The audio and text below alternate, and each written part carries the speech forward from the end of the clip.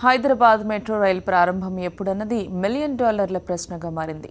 Miyapur, SR Nagar, Nagole, Mettuguda రూట్లు ఇప్పటికే సిద్ధమైనా ప్రారంభానికి ఎప్పుడు నోచుకుంటాయన్నది మాత్రం తెలియడం లేదు. ప్రారంభ తేదీపై అటు తెలంగాణ ప్రభుత్వం కూడా మౌనం పాటిస్తోంది. లక్షల్లో వాహనాలు, అతుకులు గతుకుల రహదారులు, బిజీ లైఫ్లో ట్రాఫిక్ పద్మవ్యూహాలను ఛేదించడానికి నగరవాసులకు గంటలు సమయం వృధా అవుతోంది.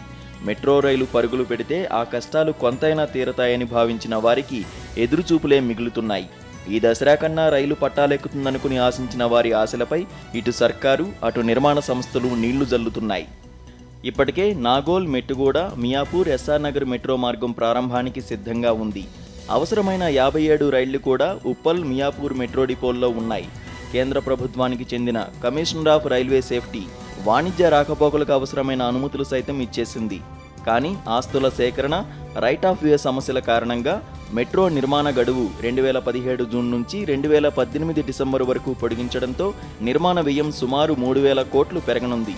ఈ భారాన్ని రాష్ట్ర ప్రభుత్వం భరించాలని నిర్మాణ సంస్థ కోరుతున్నట్లు తెలిసింది.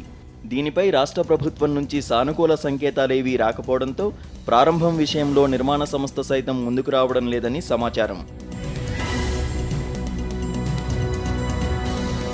మరోవైపు ఎంజీబీఎస్ ఫలక్నుమా మార్గంలో అలైన్మెంట్ మార్పుపై ప్రభుత్వం ఎలాంటి దిశానిర్దేశం చేయకపోవడంతో మెట్రో పనులు ప్రారంభం కాలేదు.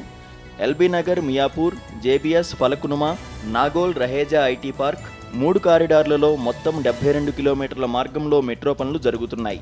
మొత్తం 2,748 పిల్లర్లకు గాను 2,157 పిల్లర్లను ఏర్పాటు చేశారు.